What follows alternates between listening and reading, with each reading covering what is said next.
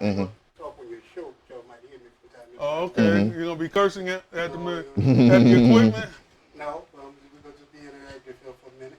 Okay. I think your listeners gonna like that. All right, Okay. that's what's up. That y'all talking to each other about what's going on. You know what I Yes, sir. Yes, sir. mean? Even if it ain't got to do with the show, Yeah. Mm-hmm. just talk to them. Yeah. That way they know you're human. You ain't no robot. Right. Mm-hmm. Right. So Right. you can go ahead and share. We're already live on Facebook.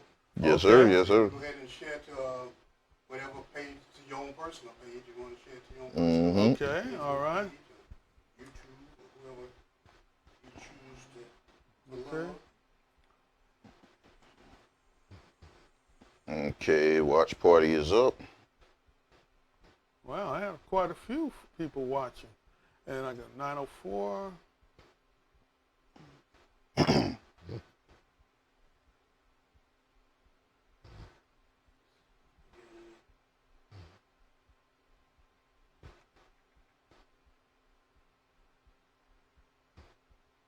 How do I know which one? Will I see us on it or? You're live on 904 Live already. So we can go to any of the platforms. All right, there we go. Okay, I hear you. All right, so everyone that is How watching did you right get now, to that? I went to I did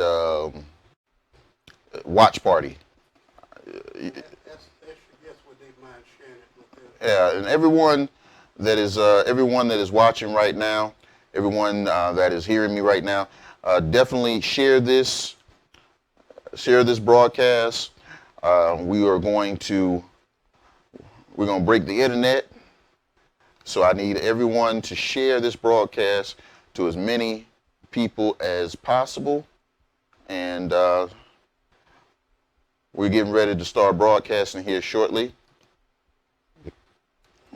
This is the behind the scenes of the Sunshine Sports The Report. making of the Sunshine Sports Report. Exactly. So you get to see everything that we do in order to get ready to entertain you. Well, And what did you say? How did you get there? let's see. All right, so As you can tell, I'm not very tech savvy. yeah, we getting there. All right, so now you got it right there. All right, click on the video. All right, Okay. there you go. All right, now share. Watch party. If you're getting an invite from me, this is not spam. This is me inviting you Hey, to view the Sunshine Sports Report on 904live.com. So you actually can see me pressing the buttons to invite every one of you. okay. All right, this is 904. Oh, yeah, you gotta turn your volume on down. the Sunshine Sport. Oh, yeah. Yeah. All right. There we go. That Yes, was me. sir. Yes, sir. All right. We getting it down. We Yeah, getting we're it down.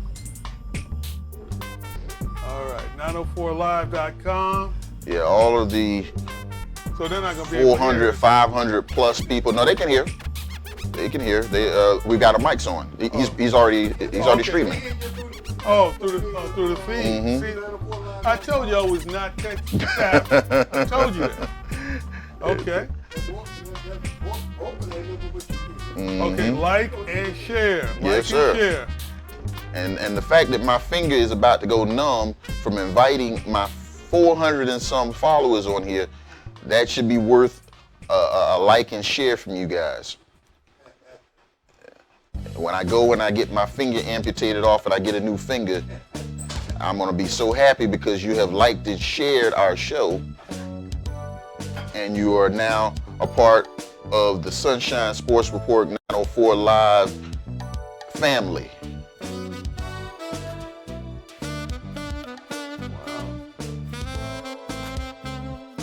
So everybody that is hearing, Thank you, sir. Appreciate it. everybody that is able to, just know that we are going to be bringing you an informative show. That's what we do. It's a different show because we're not talking heads. Sure we are. To a certain extent, you know, we come at sports from a different angle. We're coming at from a more of a fan angle. Yeah, more of a casual sports fan angle. And with that being said, we both have been working in sports radio for quite some time now. So as much as we can give you our fan perspective, we can also give you an analyst's perspective as well, because, you know, we've been doing this for a while. Yeah. Mm-hmm. You more than me. Well, like I said, everything that, you know, that I find out, or everything that I do, you know, I definitely want to make sure that I share that with you as well, and you give me your perspective, and we just keep it moving, you know. Sounds good. Yeah. Well, now I don't know exactly what I've done here, Mm-hmm. but some of these people I've invited, I don't know. That's fine. We'll know them soon. I know, like, on this, I know like one person. And the one person I know, okay. Oh, that's what's going on. Oh, this is our new logo. Okay, that's what's up. I like that. Yeah, I like that. fresh, brand new. Yes, sir. Fresh for the 2019. So who are you folks that oh, hi there, Frank. Frank, I've been trying to get you on the show for years. For years. How about it? Will you come on? We're just about ready to start the show, so you can see what we kind of do. Like, invite, whatever still you want, inviting. and share. Like I said, I'm gonna keep inviting until I've invited all of my 500 to 600 listeners, every single followers, every single person on my page, every single person that has ever seen me My post. wife, she sees me. Yep. So is church over? Or did you go? Wednesday night is a church night. No, okay. No, don't be putting too much now to that now, you know. If she didn't go now, you don't want everybody to know she didn't go. No, she's paid her dues.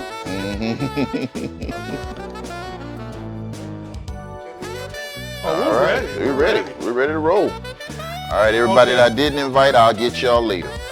And where are my people that follow me? I have no idea. No, actually, we changed the mind, and what happened here? It's ready. I mean, as soon as we ready, we hit start, we're ready to roll with it. No, we're gonna. We're gonna come in with us, and then we're gonna talk about the game and.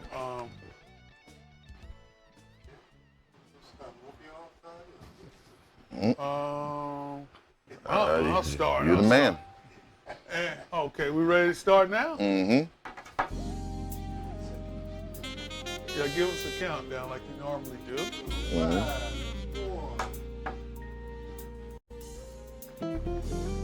Welcome to the Sunshine Sports Report. I'm Greg Daniels. And I'm Marlon Jones. We are on 904live.com platform. We're all over the place. Yes, sir. We invite you to share this video with your friends, family, whoever you have as friends. And we're going to talk some sports. Oh, yes, sir. That's what we'd like to do. Yeah. And if anybody knows who shot Ghost, you can drop Spoiler alert. You can drop us a line. They already know it's Ghost has been shot. The big deal is who shot him. So we want, and since since I've had the chicken, The sandwich. sandwich. I have not stood in line 5 hours for the sandwich I yet. didn't stand in line. It only took me like 5 minutes to get it. I went like late. VIPs. VIP, yeah. Anyway, we're going to talk Jaguars. We're talking Florida State Seminole football. We're talking University of Florida. We're going to talk, what else? Oh, NFL in general. NFL, yeah. Yeah. NFL in general. Yes, sir. Thursday night football is almost upon us. Yes, sir. And we might as well get started with those Jaguars. Yes, sir. Jaguars went to their second home this past Sunday. Wembley Stadium. Wembley, yeah. Mm-hmm. And they brought back a big L. Yeah. Losing 26-3. And they kind of laid an egg. Kind of. No, that was 3 points. 4 quarters of football, you scored 3 points. You surrendered 26, which I can't put that on the defense. At the end of the day, the defense did their job. The defense was, they didn't get a chance to hit Deshaun Watson, but how many people get a chance to sack Deshaun Watson? He's one of the most difficult individuals to get to in the league, and even if you do get to him, He's like a Houdini, actually, in yeah, pocket. That's what they called him, Houdini. Really? Yeah. Actually, they did get to him. They just couldn't get him on the ground. Yeah, and even when you did get him on the ground, the very next play, he put magic on. I kind of go back to when he was right before he was drafted, and everybody laughed when Dabo Swinney said, when they asked him, who do you compare Deshaun Watson to, and he said Michael Jordan. And everyone laughed. No one's laughing now. He's the best football player probably in his conference right now. Yeah, definitely in the AFC South, that's for sure. And so what did you think? Did you think the Jaguars were frustrated by him by the third quarter, or? Yeah, I mean, that's what he does. He did exactly what he normally does. He did frustrate them. They thought they had him on numerous occasions. On numerous occasions, they did get him. But the problem is it's not just getting him. You have to be able to get him off the field. And the other side of it is no turnovers. So if you're not, when you're playing a guy like Deshaun Watson, you have to take the ball away. If you're not taking the ball away, all you're doing is giving him more opportunities to score. And the more opportunities you give him, you get what you got. Yeah, I see that. I absolutely see that. I was just surprised. I thought the Jaguars would do better. I think offensively, they should have scored more points because you had Houston's hurt. Yeah. Defensively, they're hurt. Their offensive line is the weak spot of the whole team. And they were missing 2 offensive linemen. Laramie Tunsil, their big-time pickup in trade from the Dolphins, yes. He was out. So, I mean, there was an opportunity there to basically steal a win. But when you're playing a guy that is of the talent of a Deshaun Watson, it's much more difficult to steal wins from that guy. And then the other side of it, Gardner Minshew, the last couple of games, has looked like the rookie that he is. Well, I think that the league has caught up with him. They know what he does well. I think you mentioned it last week. Mm-hmm. He really doesn't throw the ball all the way down the field. He's an intermediate passer. Right. And his biggest asset, other than his knowledge of the game, is his legs. It's his ability to extend plays. Yeah, he is not fast or speedy, but he's very clever in the pocket. And when the opportunity presents itself, he's able to get out and run and pick up 10 or 15 yards sometimes to not only extend the play, but extend the drive. Right. They weren't able to do that. I think what they probably did is they took a page out of New Orleans. Mm-hmm. New Orleans, what they did was they put a spy on him. Right. They said, if you beat us, you're going to have to beat us with your arm. He couldn't do it. The other side of it is that John DeFilippo's offense works a lot with the tight end, and that's one of the things, that's the position that has had the worst hit by injuries is the tight end. I mean, we've got DeSalvo and we've got Oliver, the rookie, and the rookie has basically missed the majority of the offseason. He's just now really getting an opportunity to work with the offense. This was his second game back. Right. So he's a rookie coming into an extremely competitive game, and he's just trying to catch up. Right. And the thing with the tight ends, and if you watch the Eagles in their championship run, the way that this offense works with the tight ends, it's just the middle of the field, it's the seam. And so when you're looking at a lot of the passes that Gardner Minshew is making, most of those passes are on the edges. These are the wide receivers. He's not getting a whole lot of passes within the seam, within the middle of the field. He's not using the middle of the field at all. And Westbrook was out. That's the guy, other than the tight end, that's the guy who actually catches the ball over the middle. Right, in the slot. So he has very little from the tight end. His best wide receiver for the slot, he was out. So that took a lot of weapons away from Gardner Minshew. Right. And this is what the result was. He wasn't able to get the ball in the end zone. Their red zone offense is still last in the league. And that's probably because of the tight ends. Yeah. Or lack of the tight end. And also the offensive line just doesn't run block well. I mean, they really aren't run blocking very well. You have a battering ram of a running back in Leonard Fournette that all he needs is a crease, and you're not even giving him the crease. And he showed that. Yes. He showed that on several plays. But like you said, they weren't able to sustain any drives. Yeah. And I think that the first half of the season's over. Jaguars are 4-5.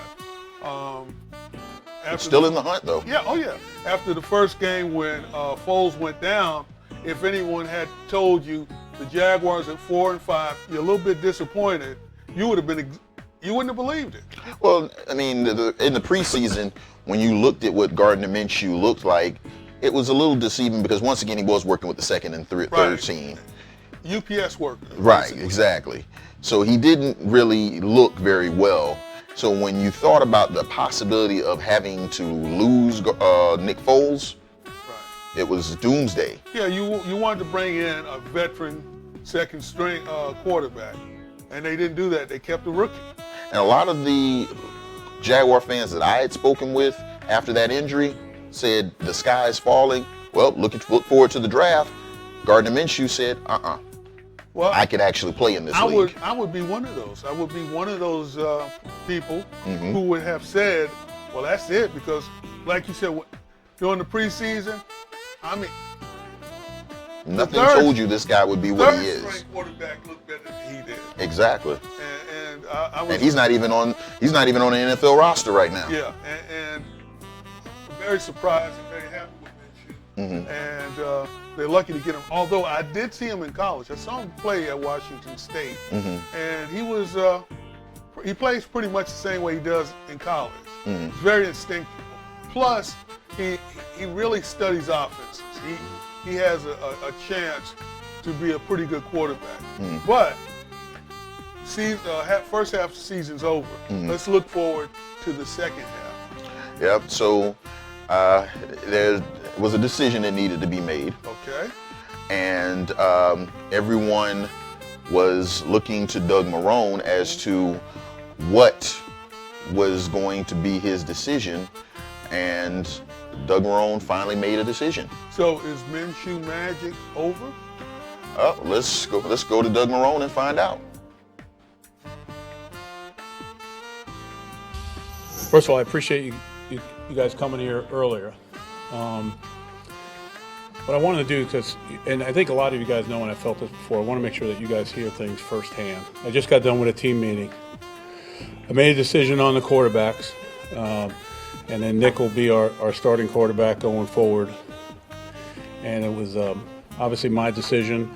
I worked hard on it, came to it, brought both players in this morning. Spoke to both of them. After I spoke to the players, then obviously I wanted to make sure I spoke to the team, and then I wanted to get it to our media before they heard it anywhere else.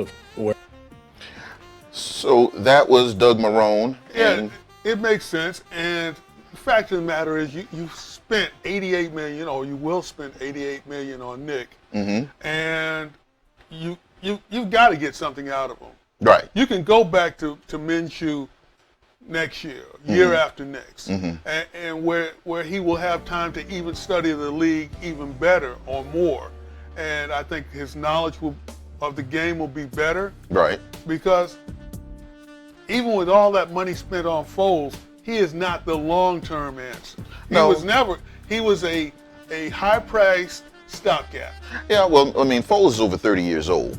Well, So, you know, he's been a journeyman within the league, but ultimately but a Super Bowl champion. a Super Bowl champion. But at this point, yes, he is not your future. He's not the heir apparent. He's not the guy that's going to be the Jaguar quarterback that's going to keep this franchise going. Well, but long term.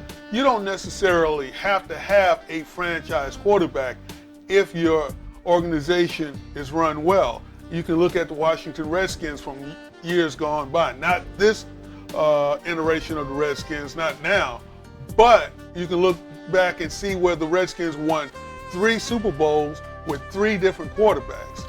That was then, and this is now. This new NFL is geared towards the offense, and because it's geared towards the offense, a lot of the quarterback is, if you don't have a quarterback, you don't have a championship. But what I'm saying is, he doesn't have to be a superstar quarterback. What I'm saying is that if he fits your offense. Name one team that has made it in the last 5 years that has made it to the Super Bowl that does not have that superstar quarterback. You have Exactly. Denver. They had Peyton Manning. He wasn't a Super Bowl. He wasn't a superstar when they played. He was a shell of himself. But he's still Peyton Manning. He was a shell. He had a name only. A name only. He had enough knowledge to where to go with the ball and where not to go with the ball. They basically won it with. Right now, Minshew is a better quarterback than Peyton Manning was when he won the last Super Bowl for Denver. Wow. Yeah. That is a bold statement. I think so. I mean, I feel like First of all, he was injured. That's number one. But you're talking about a Hall of Famer. Even though his arm and his neck were preventing him from throwing the ball the way he normally does. Right. His NFL mind has seen way more and knows way more football than Gardner Minshew ever could know. And well, that's what got him there. But it also, I mean, if you are hampered, if you are not at 100%, then having that type of mind, it basically lets you know, okay, well, I can still do this. I can still do this. I can still do this. But you said superstar at that particular time. He's a Hall of Famer. He was not a superstar. He was not a superstar as far as his physical abilities were concerned. So a player like Michael Jordan. You're still like Michael Jordan. He was a superstar in every one of the championships they won. Every last one. But 45 Michael Jordan was still Michael Jordan. Right. Exactly. Right.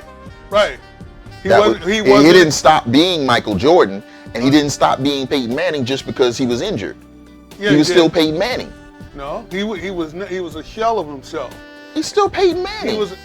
In fact, Denver didn't even want him back the next year. He retired. Because they didn't want him back. We're going to have to agree to disagree on that one, because I feel like... See, what you look at all the time is if you won a championship. And championships, they tell a lot, but they don't tell the whole story. I understand, but it's still Peyton Manning. My whole point is that every single one of these teams that has made it to a Super Bowl has a franchise quarterback, has a superstar franchise quarterback at the helm. Every single one. When we take a break, we're going to go through them, and we're going to take a look and see if that's true over the last, 5 to 10 years? About 5 years. Oh, well, that's not a long enough time. 5 years. I mean, we could go back. In fact, very, very I tell far. you what, if you go back 5 years, Because you're trying to get wait a to minute. that Trent Dilfer. You're trying to get to the Trent Wait a Dilfer minute, Bucks wait a team. minute. If you go 5 years, you're only talking about one quarterback. Not really. You only no. This Cam Newton. No. Cam Newton was in the last 5 years. Okay, Cam Newton. Russell Wilson, Okay. Matt Ryan. Matt Ryan's not a superstar. Yes, he is. He's a good quarterback. Matty Ice. He's only He's a a franchise He's quarterback only and a big money and he's the top quarterback in Atlanta. He's been there. He's not going anywhere. And what's their record today? I mean, I understand what their record is today, but And what happened to? In fact, they're tearing the team down. and Matt Ryan will still be the quarterback. Maybe. Maybe. Matt Ryan is not a superstar. He's a very successful quarterback. I will give him that. Drew Brees. Okay. I mean, I can go on and on now. But every single one of these teams has a top franchise quarterback at the helm. And what about Cam Newton? Yeah, I said He had a superstar. He had one good year. he was a superstar that year. He was an MVP of the league that year. And you can do that again. But you're saying that they're a franchise quarterback year in and year out. And no, I know. I'm speaking of at the end of the day, you have to have a major franchise caliber quarterback at the helm to get to the Super What you're saying is Bowl. the quarterback has to be a major contributor for you to get to the Super Bowl. And I will agree with you on that. I will agree with you on that. Right. And Gardner Minshew could possibly be that.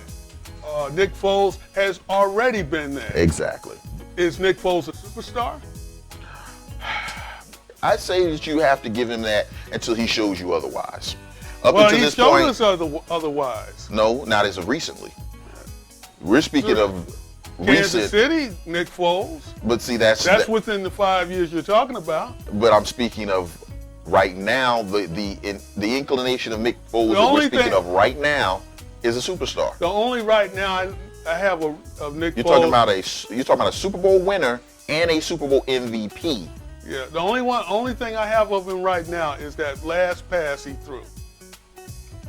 All right, now we got to end this segment on that. We'll come back and we'll do some more talking on 904live.com. This is the Sunshine Sports Report. Once again, we are live on 904live.com. We're also on Periscope. Yes. We will be on Facebook. And if you like what we're doing, like us, share. Also, make sure you drop a comment down. And when we get an opportunity to, we'll answer any questions or statements that you may have. This is the Sunshine Sports Report on 904live.com.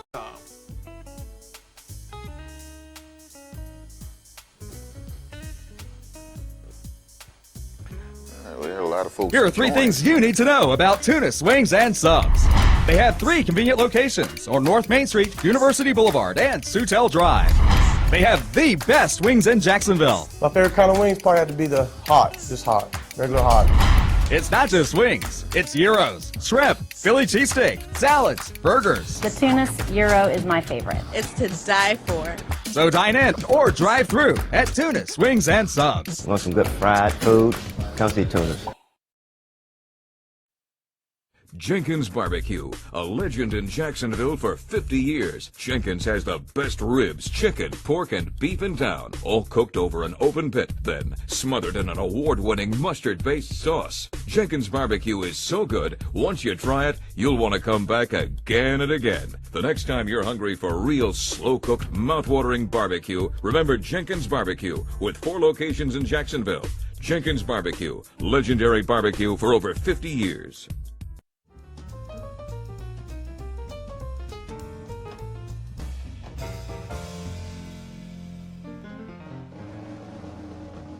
With its impossible-to-miss location across from St. Augustine's famous Bridge of Lions, Harry's Seafood Bar and Grill has become as recognizable as many of the city's historic sites.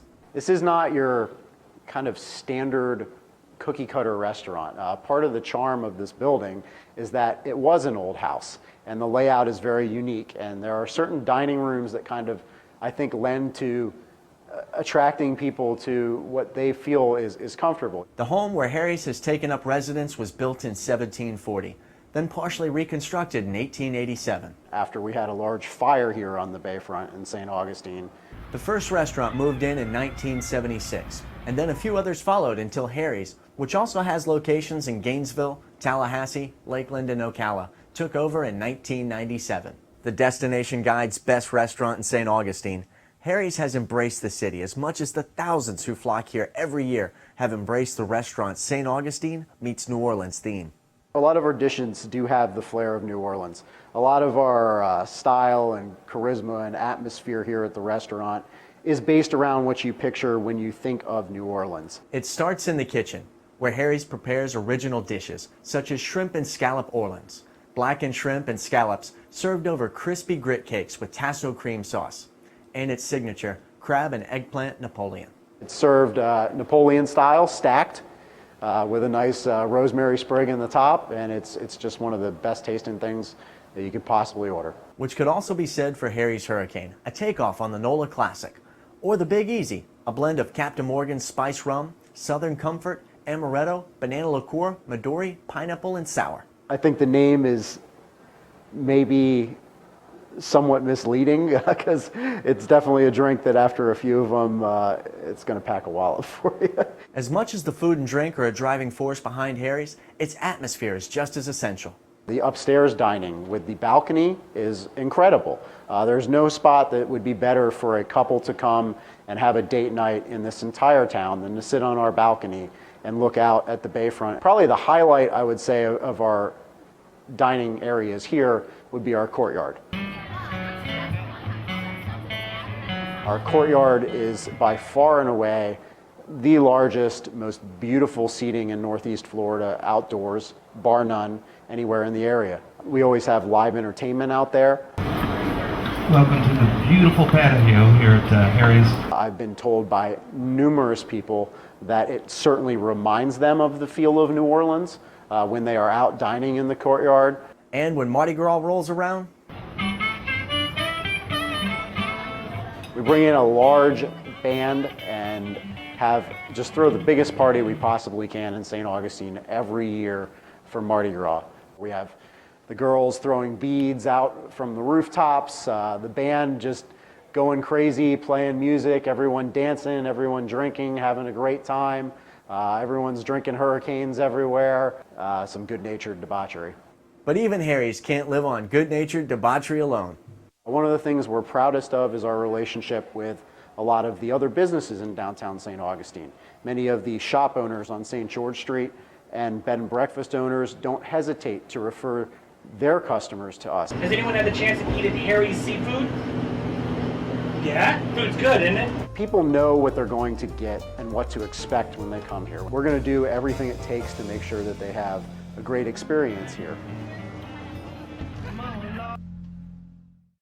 Taste that Caribbean sunrise, bakery, curry jerk and oxtails, flavor savory.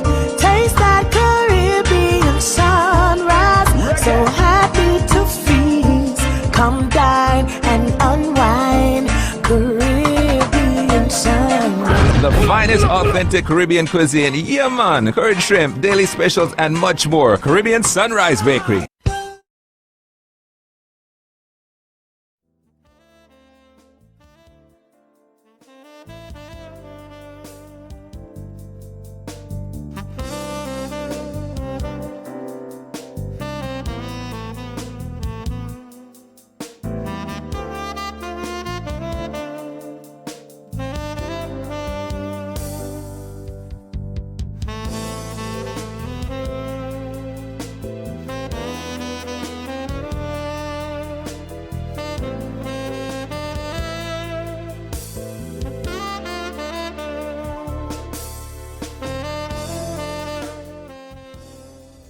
Fascinating season. Kind of came out of nowhere, running that Mike Leach offense after Luke Falk was at the helm for multiple years there. But Minshew ran it even better than Falk did, threw the ball down the field a little bit better as well. What have you seen from him on film? You know, that Minshew's interesting because 1 year starter, but he took advantage of his opportunity. And I love seeing guys do that. Look, he came out of high school, went to junior college, won a junior college national championship. The guy's a winner. Look, he doesn't have the biggest arm. He's not the most athletic, but there's something about Minshew. Given the opportunity, he takes advantage of it like we saw Washington State, and the guys tend to rally around him. So here's another guy you're looking at in the late rounds that you're not really drafting him off of the physical abilities, but you're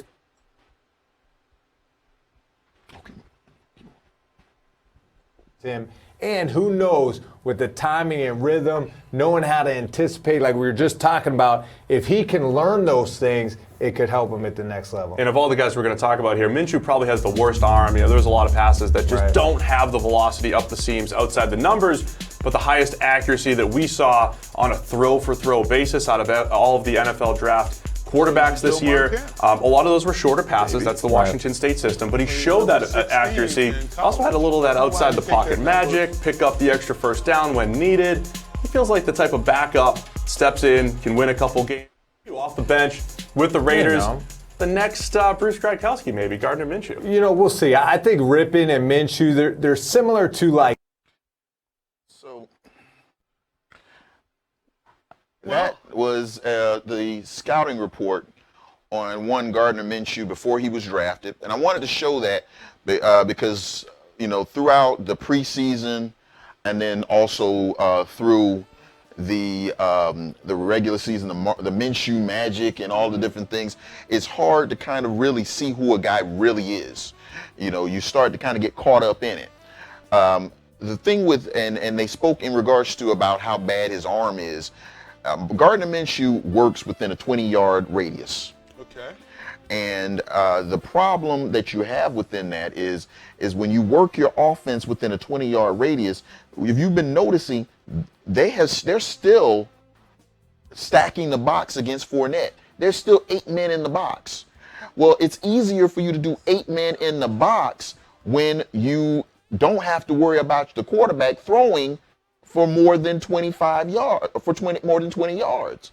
So they're stacking the box against the run, preventing the run. They're saying, you beat us with your arm. We know that you can't throw very far. We know that you can't throw deep.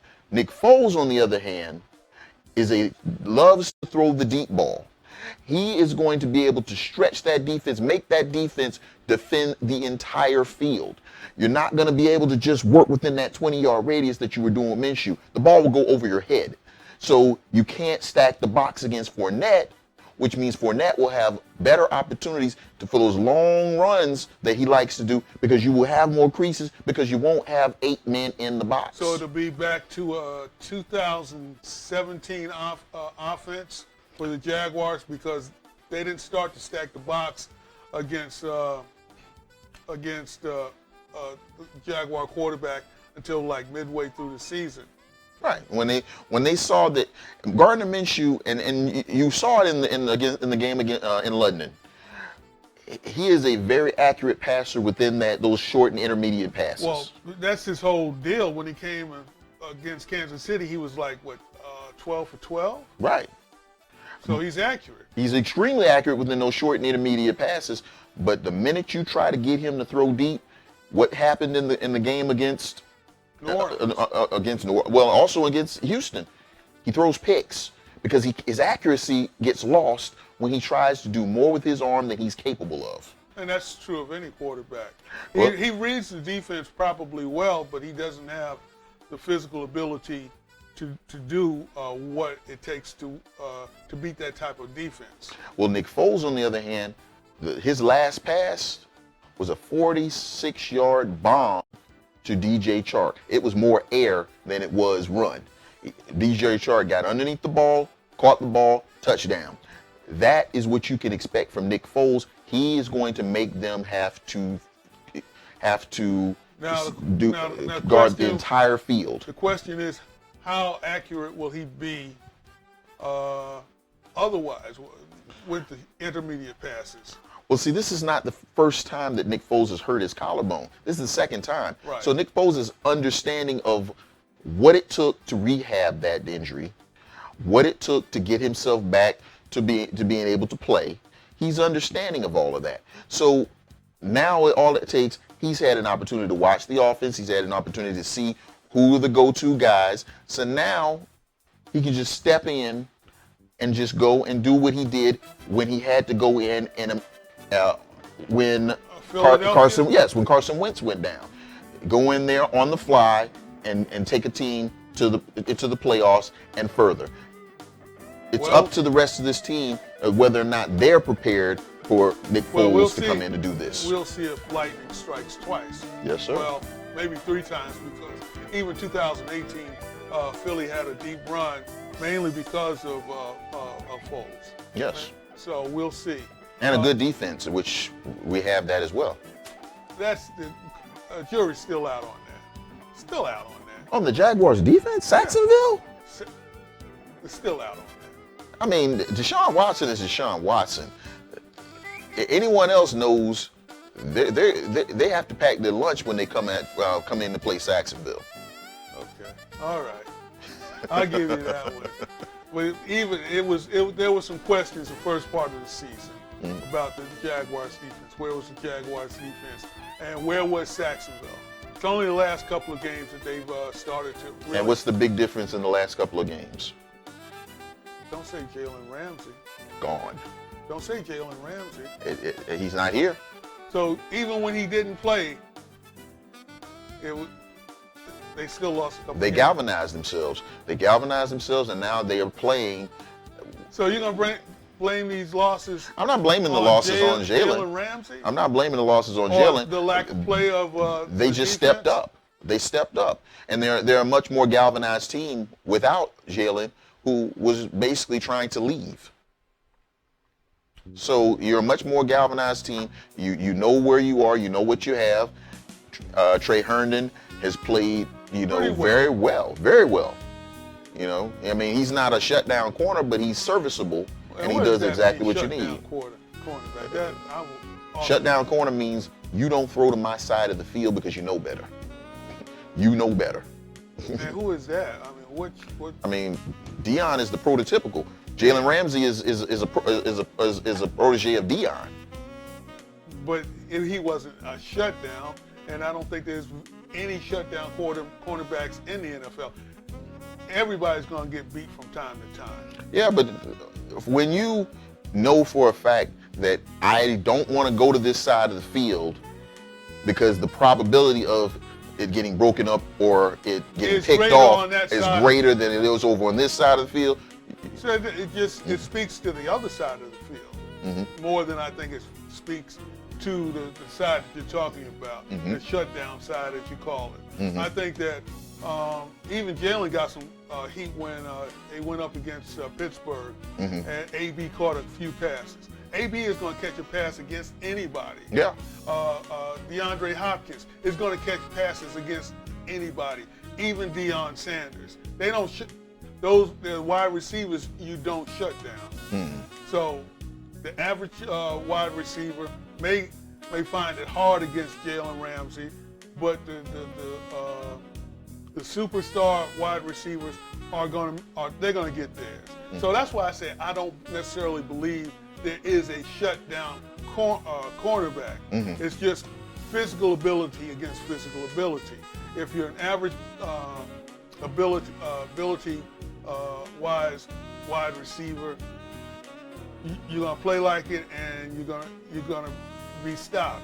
If you're above average, like Antonio Brown was, don't know if he is now. Or Randy Moss. He still is. He's just a whomever, butthead. You're gonna get beat. The thing is, for a cornerback, is to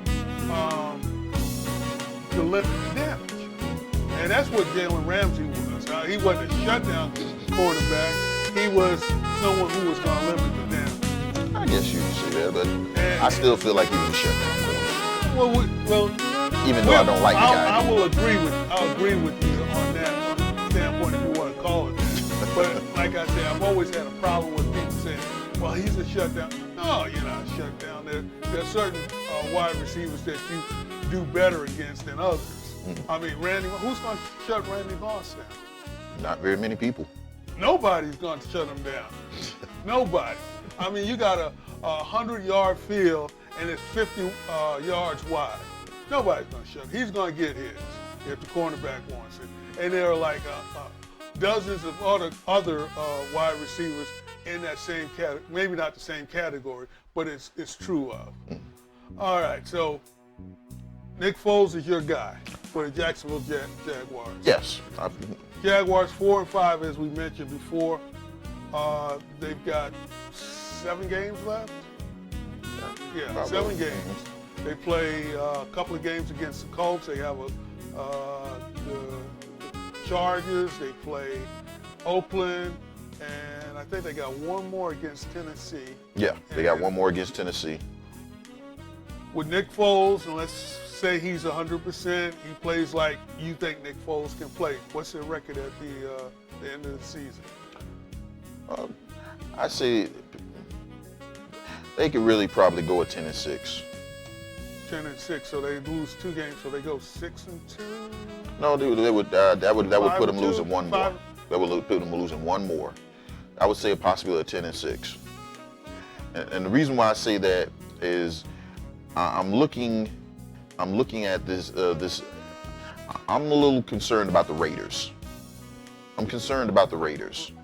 10-6, that would put them in the playoffs. It could. It could. There ain't no could about it. They will be in the playoffs at 10-6. It all depends on what's happening with the Colts and. Well, if you're 10-6, you're going to beat the Colts twice. Yeah. Yeah. And if then that also means that you can't do anything with Houston. No. Houston is what it is. Yeah, they're going to be the most likely. If we beat the Colts twice, that means Houston's going to be the leader in the club. They're going to be the division champion, which means that gives them one of the playoff slots. So they have 7. They also have 7 games left, and so that would mean that would leave the wild card, and 10-6 possibly get you in. Possibly get the wild card. So you think that the Jaguars are that good? Or do you defensively, I feel like they need to basically get some people healthy, which the bye week will help to do that. Offensively, they need to get some of these tight ends back in there, or maybe pick someone up off the street. Who are you gonna pick up a tight end off the street? I don't know. You can't make any trades for one because the trade deadline's over. So you're gonna have to get a tight end. You need a tight end. Maybe one of these guys comes back healthy. I don't know. You're going to need a tight end to work this offense. Foles does well with a tight end. You know, I thought Austin Seferian-Jenkins would have fit very well with Nick Foles. He may have. He's got some other issues. He left the Patriots stating personal issues, and that was pretty much the last thing anybody's ever heard of him. And maybe that's why he wasn't able to come back with the Jaguars. So 10-6 with the Jaguars. You probably 11-5 for the Texans. I don't know. I'd have to look at the Texans. I have to look at their schedule. I wouldn't be surprised to see them win out though. Deshaun Watson is at a point in the season where he's playing lights out. So I don't see very many people beating the Texans right now. The Texans are still injured. They're still injured, and a lot of the players that are injured aren't expected to come back next week or week after next. J.J. Watt is done for the season. But it's just next man up. And then, to see the way that they played this past week. Yeah, and there's probably, being the NFL, there's probably even more injuries in the future, as it is with every team. Yeah, but just like you said, as it is with everything. And then, you look at the Patriots. We looked at them as world beaters. We looked at them as like the best team in the NFL. And then all of a sudden, you finally play a team that had a winning record, or is a threat, and you go in and you lose. You don't look like the Patriots when you play this team. Well, the NFC East doesn't have very many good teams. The Jets are 1-7. They're looking for the first round pick, first overall pick. And the Dolphins were 0-7 until they beat the Jets. But they're both in for that first overall pick. Buffalo, since they play in the NFC East, AFC East, the only problem they have would be with the Patriots. Right. And the other two teams, they wear out. They're speed bump. Yeah, they wear them out, and they're 6-2, only because of their record. So, I said all that to say this: New England hasn't played their toughest teams until starting now. Exactly. And 8-1, they'll probably lose a couple more games. I would say so. And they've got Dallas on their schedule too, don't they? Yes, they've got Dallas on the schedule. And Dallas looks like they found their footing, and it's going to be feed Zeke. It's going to be interesting. That's going to be an interesting game to watch. The NFC Central, it's Minnesota, it's Green Bay, and we thought it was going to be Chicago, but Chicago is... Oh, Chicago. Wow. I don't know what happened to Chicago. Mitchell Trubisky is now Mr. Biscuit again. Mr. Biscuit? Mr. Biscuit. That's what his nickname was. And he's Mr. Biscuit now. In Carolina? No, yeah. Because they couldn't pronounce Trubisky, so they called him Mr. Biscuit. Oh, okay. So, yeah, he is now Mr. Biscuit now. Well, maybe that's what Nick Foles is traded to. I keep hearing people say, well, trade Nick Foles. What? No. Where are they going to trade Nick Foles to? No one's going to take that contract. Not even just that, but honestly and truly, I feel like people are caught up in the magic of Gardner Minshew. And the reality of it is that, he's still a 6th-round pick. He still needs work, even though he looked polished and he looked so well. Well, that's it right there. He is polished. He looks polished. We saw the last 2 weeks, that kind of showed a little bit more that he needs work. Well, yeah, he's a rookie. You're right. I'll grant you that. Out west, in the NFC West, who are these guys, the 49ers? They're the best team in football right now. It was supposed to be the Rams. That was the Rams' division to lose, the Rams or maybe even the Seahawks. Well, Kyle Shanahan and John Lynch, they were able to put together all those first-round picks, and they're starting to peak all at the same time. Right. And, this team, it looks the part of a juggernaut-type team. Even when the Arizona was able to come up and say, oh, wait a minute, we're going to fight back, they still found a way to win. So this division, the NFC West, looks like maybe the best division in all of football. Only because of who's at the top. I said, the Seattle Seahawks, 1 minute you're looking at them and they're looking like, a wow, Russell Wilson is one of the best quarterbacks in the league. And next minute you're looking at them and they're dropping games to Tampa Bay. They which won that game against Tampa Bay? Yes. I thought wasn't that the shootout?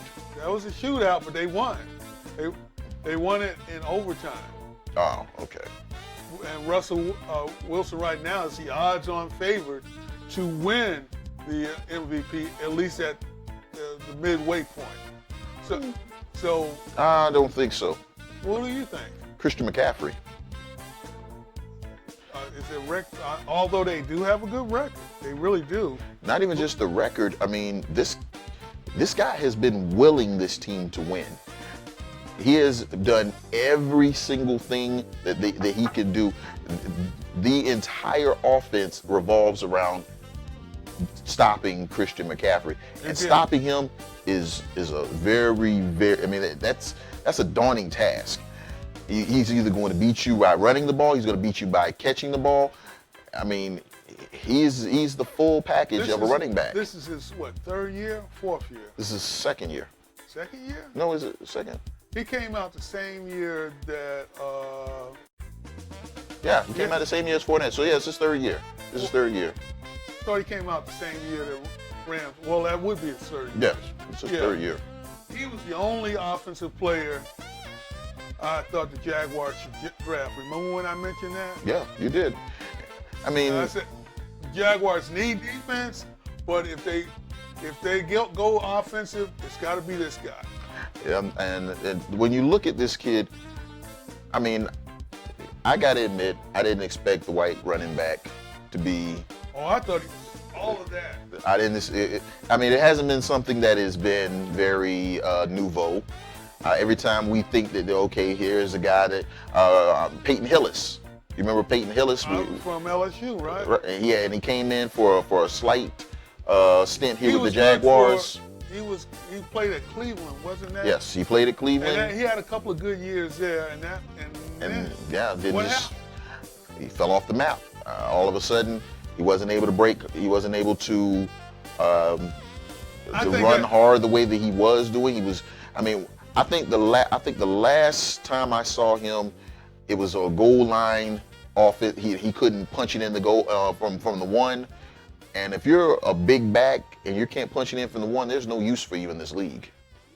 Getting back to McCaffrey, I think he is a NFL brat. I mean, yeah. His dad played for Denver, played for New York. He's been around the game all his life, so he knows exactly what it takes to play in the NFL. He knew things that he saw as a rookie. He had saw some of those as he was growing up, right? As a kid, and what he didn't see, his father probably told him about. He said, "Be careful of this. You need to do this. If this happens, then this is going to happen." So. And the one thing that he's been able to do. And plus, being able to go to Stanford, pretty smart kid. Right. And the one thing that he's been able to do these last couple of years that is unheard of from the position, the kid's healthy. He does not get hurt. I won't say he doesn't get hurt. He don't miss games. He doesn't miss games. Everybody gets He's hurt. available practically every time they suit up. He's available to go out there and play at a high level. I mean, that's the one thing about the running back position that is basically devalued the position, is because the guys aren't able to stay healthy. This guy does.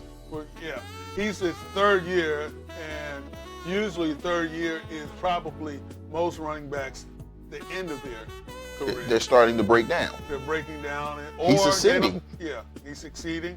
He's learning the position. And with that, we're going to switch over. After we come back from the break, we're going to switch over to a little college football, because this past week we had the world's largest cocktail. Yes, sir. And didn't go the Gators' way. But I enjoyed it. But guess what? I still don't think they're out of the national championship conversation. Miami, is the U back? Is the U back? Don't even get me started on that one. I mean, this is. I'll tell you who's not back. 3 in a row for them against their arch rival, Florida State Seminoles. I'll tell you who's not back, and we'll discuss that more on the other side. And Willie Taggart is let go at mid-season. That's kind of shocking. It's not shocking that he was let go. It's shocking when it took place. This is the Sunshine Sports Report. We're on 904live.com. Like and share the show with all your friends. And when we come back, we're going to talk a little college football. And by the way, the top 20 is out, right? Top 25. Yeah. And we'll review that as well on 904live.com. If you're in the mood for the best seafood south of the Chesapeake, there's only one place to go. Blue Crab on Juleston Creek Road in Jacksonville. Serving the best Maryland-style crab house fare with a southern touch. Try our signature steamed blue crabs, seasoned to perfection with spices straight from Maryland. And don't forget to grab a drink with friends at our bar, with specialty drinks you won't find anywhere else. Come on down and beat the blues! If you're in the mood for the best seafood south of the Chesapeake, there's only one place to go. The Blue Crab on Juleston Creek Road in Jacksonville. Serving the best Maryland-style crab house fare with a southern touch. Try our signature steamed blue crabs, seasoned to perfection with spices straight from Maryland. And don't forget to grab a drink with friends at our bar, with specialty drinks you won't find anywhere else. Come on down and beat the blues! If you're in the mood for the best seafood south of the Chesapeake, there's only one place to go, the Blue Crab on Julington Creek Road in Jacksonville, serving the best Maryland-style crab house fare with a southern touch. Try our signature steamed blue crabs, seasoned to perfection with spices straight from Maryland. And don't forget to grab a drink with friends at our bar, with specialty drinks you won't find anywhere else. Come on down and beat the blues. If you're in the mood for the best seafood south of the Chesapeake, there's only one place to go, the Blue Crab on Julington Creek Road in Jacksonville, serving the best Maryland-style crab house fare with a southern touch. Try our signature steamed blue crabs, seasoned to perfection with spices straight from Maryland.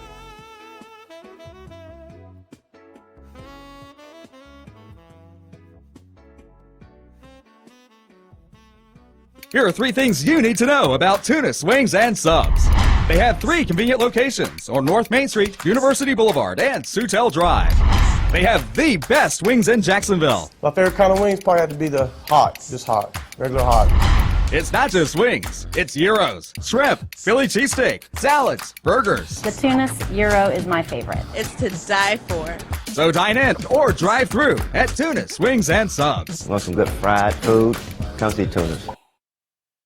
Jenkins Barbecue, a legend in Jacksonville for 50 years. Jenkins has the best ribs, chicken, pork, and beef in town, all cooked over an open pit, then smothered in an award-winning mustard-based sauce. Jenkins Barbecue is so good, once you try it, you'll want to come back again and again. The next time you're hungry for real slow-cooked, mouth-watering barbecue, remember Jenkins Barbecue, with 4 locations in Jacksonville.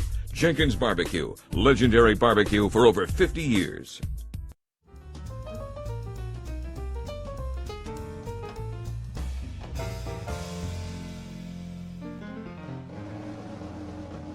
With its impossible-to-miss location across from St. Augustine's famous Bridge of Lions, Harry's Seafood Bar and Grill has become as recognizable as many of the city's historic sites.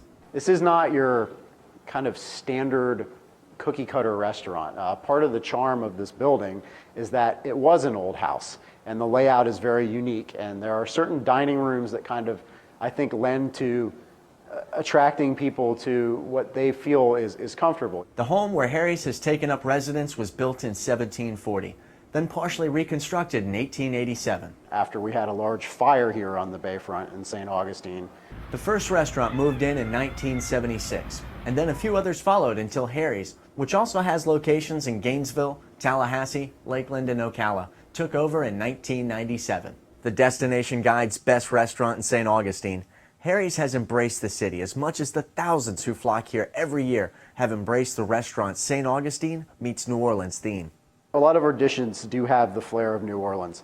A lot of our style and charisma and atmosphere here at the restaurant is based around what you picture when you think of New Orleans. It starts in the kitchen, where Harry's prepares original dishes such as shrimp and scallop Orleans, blackened shrimp and scallops served over crispy grit cakes with Tasso cream sauce, and its signature, crab and eggplant Napoleon. It's served Napoleon style, stacked, with a nice rosemary sprig in the top, and it's just one of the best tasting things that you could possibly order. Which could also be said for Harry's Hurricane, a takeoff on the NOLA Classic, or the Big Easy, a blend of Captain Morgan's spice rum, Southern Comfort, amaretto, banana liqueur, Midori, pineapple, and sour. I think the name is maybe somewhat misleading because it's definitely a drink that after a few of them, it's going to pack a wallet for you. As much as the food and drink are a driving force behind Harry's, its atmosphere is just as essential. The upstairs dining with the balcony is incredible. There's no spot that would be better for a couple to come and have a date night in this entire town than to sit on our balcony and look out at the bayfront. Probably the highlight, I would say, of our dining areas here would be our courtyard. Our courtyard is by far and away the largest, most beautiful seating in Northeast Florida, outdoors, bar none, anywhere in the area. We always have live entertainment out there. Welcome to the beautiful patio here at Harry's. I've been told by numerous people that it certainly reminds them of the feel of New Orleans when they are out dining in the courtyard. And when Mardi Gras rolls around, we bring in a large band and just throw the biggest party we possibly can in St. Augustine every year for Mardi Gras. We have the girls throwing beads out from the rooftops, the band just going crazy, playing music, everyone dancing, everyone drinking, having a great time. Everyone's drinking hurricanes everywhere, some good-natured debauchery. But even Harry's can't live on good-natured debauchery alone. One of the things we're proudest of is our relationship with a lot of the other businesses in downtown St. Augustine. Many of the shop owners on St. George Street and bed and breakfast owners don't hesitate to refer their customers to us. Has anyone had the chance to eat at Harry's Seafood? Yeah? Food's good, isn't it? People know what they're going to get and what to expect when they come here. We're going to do everything it takes to make sure that they have a great experience here.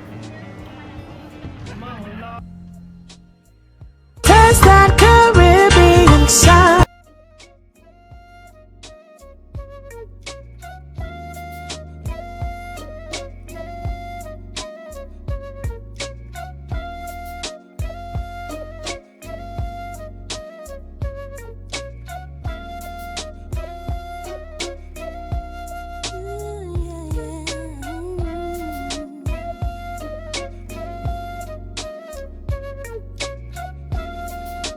Think about Taggart getting fired, and who do you think should replace him?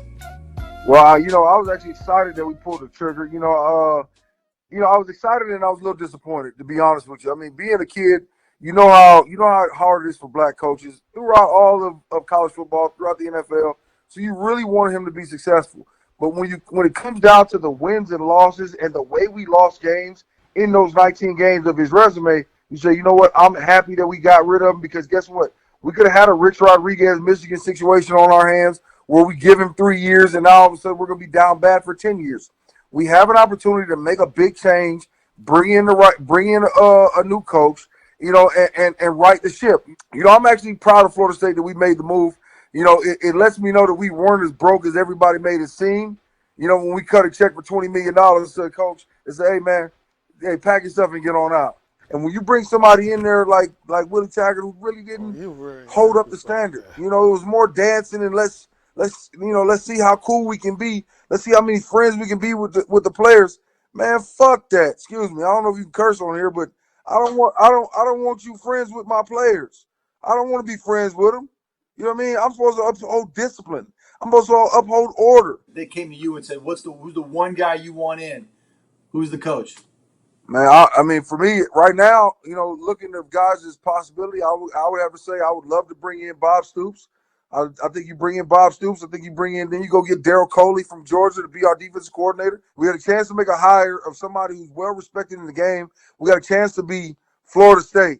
Everybody goes, you gave Willie Taggart 19 games. Chip Kelly's getting longer than that. Well, UCLA is not Florida State. Let's be honest.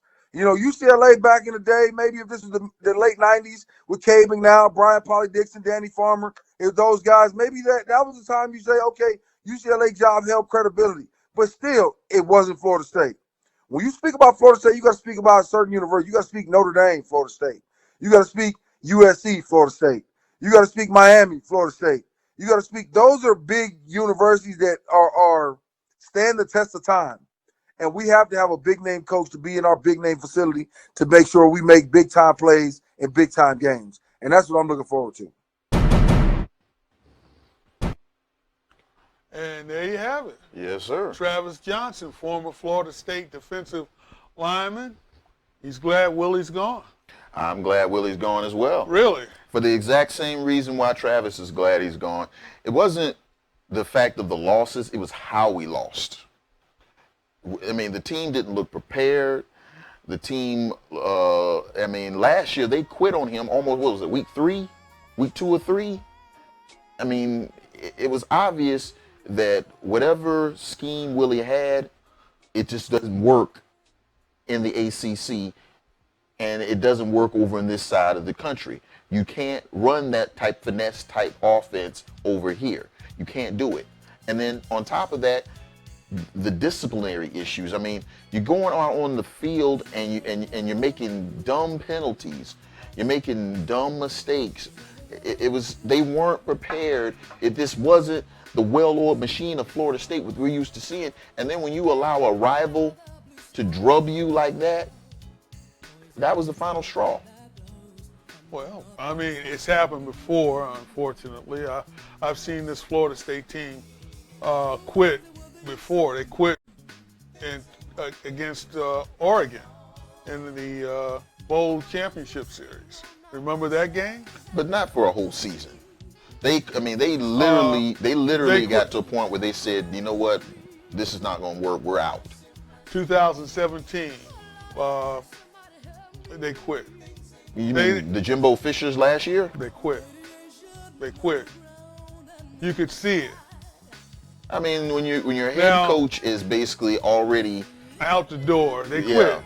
I think where maybe all you said was true, maybe so. I don't know, but I think where Taggart really made his mistake was he didn't go in and clean house. He should have gotten all the players that were on the team that was left from Jimbo Fisher and say, hey, look, this is now my team. You do it my way or you're out the door. I think what he did was he let a lot of players linger on, upperclassmen, and I think it got into this season. I think that as far as penalties are concerned, Florida State leads the ACC in penalties all the time. Yeah, but it's not that. It's the type of penalties we're talking. We're not talking about personal fouls. We're not talking about. We're talking about false starts, holdings. You know, we're talking about. I'll tell you why that is. They haven't recruited a decent offensive line in 8 years. 8 years. Whenever they talk about Florida State's top 10 recruits or 5-star recruits, you never hear of an offensive lineman. Hardly ever. It's either quarterback, running back. They have a bunch of running backs, 4 5-star running backs. Yeah. But no one to block for them. Well, I mean, have they really needed? Yes. Yes. The running backs that have come out of Florida State have been dynamic running backs at Florida State. So it's not like the running game has been terrible. Or the blocking has been terrible. Yes, it has been terrible. They beat up Francois ridiculously. Okay, and where's Francois right now? Exactly. What do you mean? I'm talking about the defensive line of the opponent. Line. No, the defensive line of the opponents beat him up because he never had enough time to throw. Okay, I understand what you're saying, but at the end of the day, Jameis had that. He got beat up too. He had an offensive line, and he won a championship as well. Dalvin Cook went out in the first round of the playoffs of the draft. We're talking about NFL caliber players. Right. They were able to take the team on and put them on their back. That's all we have at Florida State are NFL caliber players. Not the offensive line. And I'm not sure of all of the wide receivers. Okay, if you look in the NFL, a lot of the offensive linemen in the NFL came from Florida State. Like who? Okay, the center for and we're going to wait a minute. Mm-hmm. We're going to use your rule, the 5-year rule. Well, when you're talking about the center for the New England Patriots is a Florida State Seminole. And who is that? Cam Irving. Oh, Cam Irving is not with he's not with New England anymore. No. He was with New England. Kansas City. He's with Kansas City now, but he was with New England. Cam Irving, how long ago did he play? Okay, but my point is he came from Florida State. We're still using the 5-year rule. Okay, I can't think of any of the Florida State Seminoles in the NFL right now. There are some. Yes, there are some. But they're starters in the NFL. Not very many, and they're very pedestrian, I was about to say. Very pedestrian players. The offensive line for Florida State, they would have won more championships had they had a better offensive line.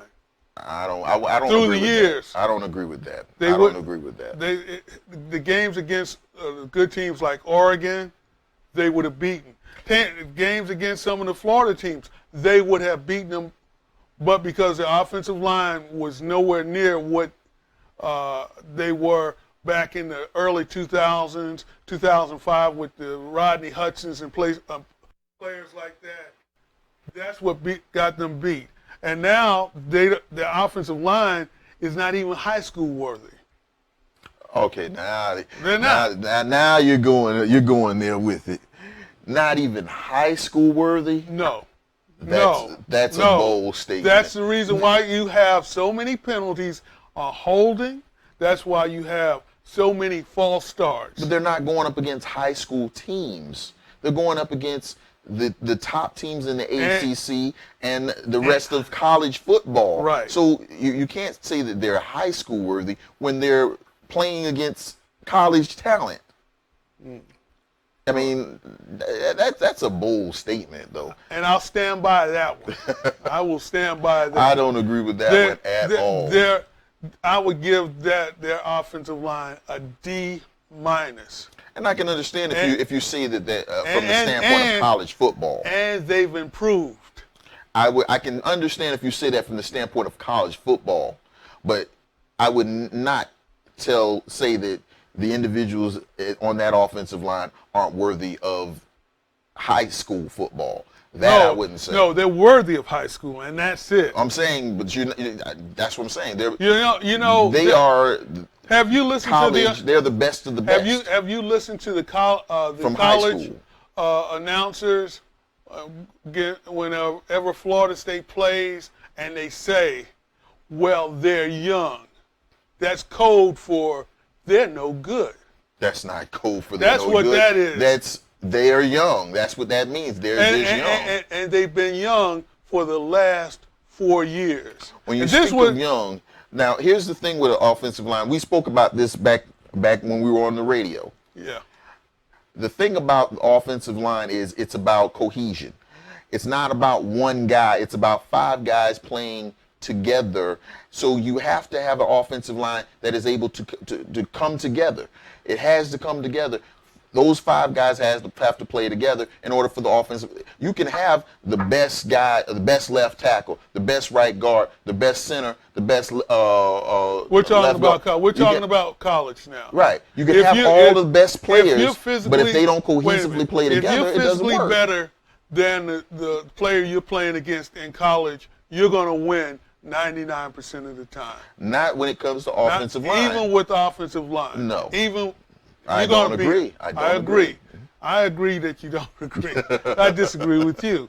The fact of the matter is, twice this year they have had quarterbacks sacked 8 times. That has never happened at Florida State. Never. But once again, they're running that fast break offense. The offensive line is one. They have to be able to move fast. They have to be able to set up quick. They have to know. They have to be able to read quick. And at the end of the day, these guys just weren't prepared for it. They weren't prepared for it. So, yes, they have been playing badly, but it's the offense that they put them in. You got big 300-pound guys that are meant for a pro style offense. That are meant for a pro style offense. That are asked to go in and play a fast break offense. So they're playing the wrong offense for their players. Exactly. So that's a coaching issue. Exactly. An offensive coordinator coaching issue. Who hired the offensive coordinator? Exactly.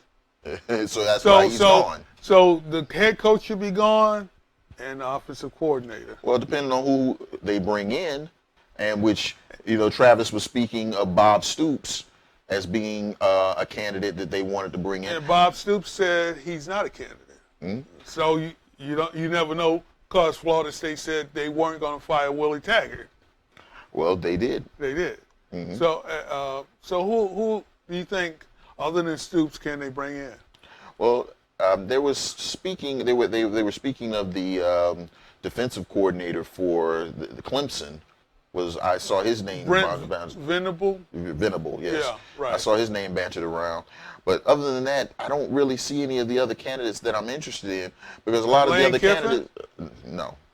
I have no interest in Lane Kiffin. I'm throwing names out at you. I have no interest in Lane Kiffin. Lane Kiffin wears very thin on people after a certain period of time with him being in a particular place. I don't know how things are with South Carolina, but every other place that he's been, He wears very South thin on Florida. people very quick. Isn't he at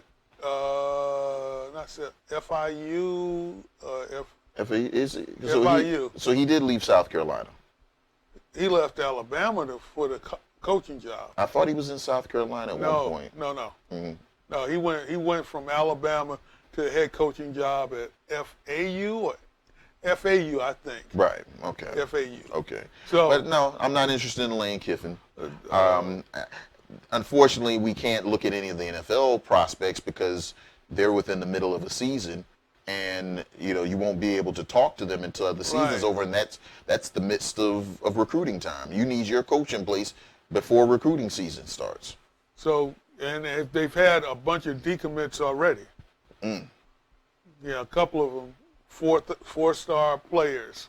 Well, I mean, so what these kids can always, I mean, they can decommit, but at the end of the day, they can always come back. They can always, depending on who the coach is. If anything, they took their name out the hat right now in anticipation of what are you going to do next. And they're looking to see who the coach is. Exactly. And if Bob Stoops is the coach, then those guys will sign right back on. Problem with Bob Stoops is he's 60 years old.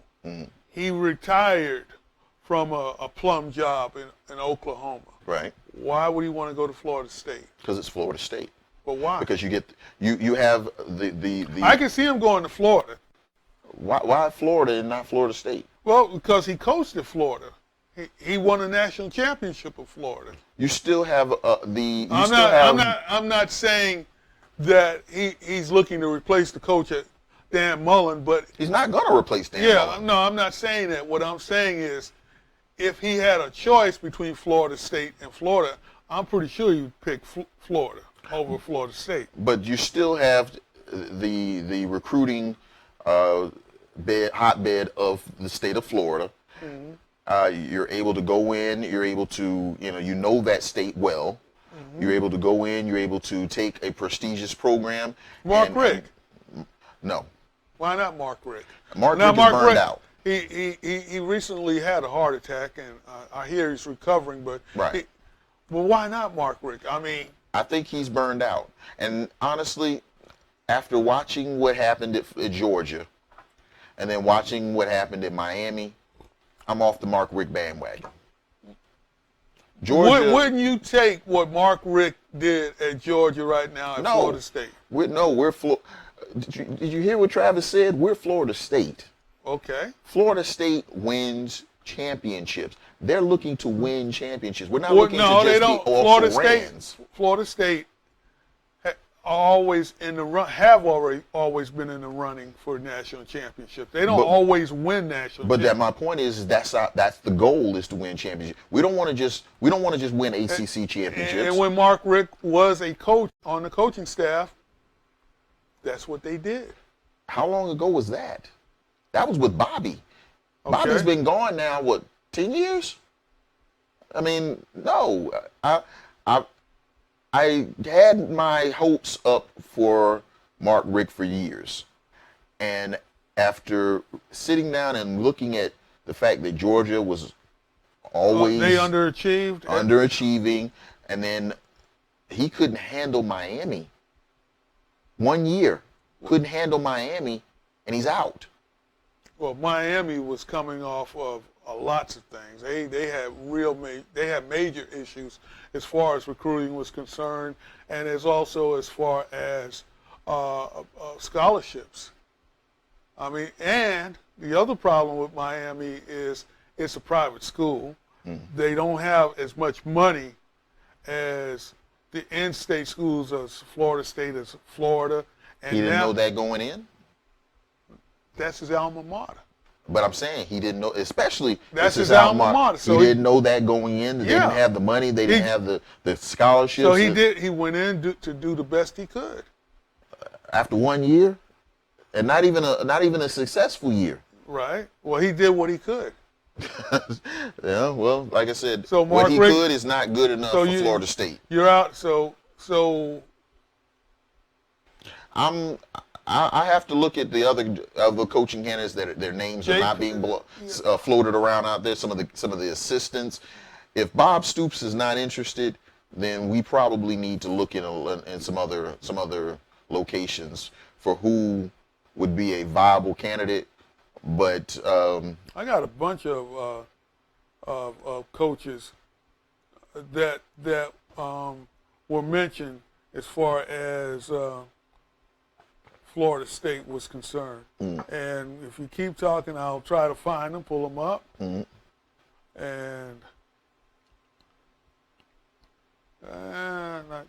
not getting to it.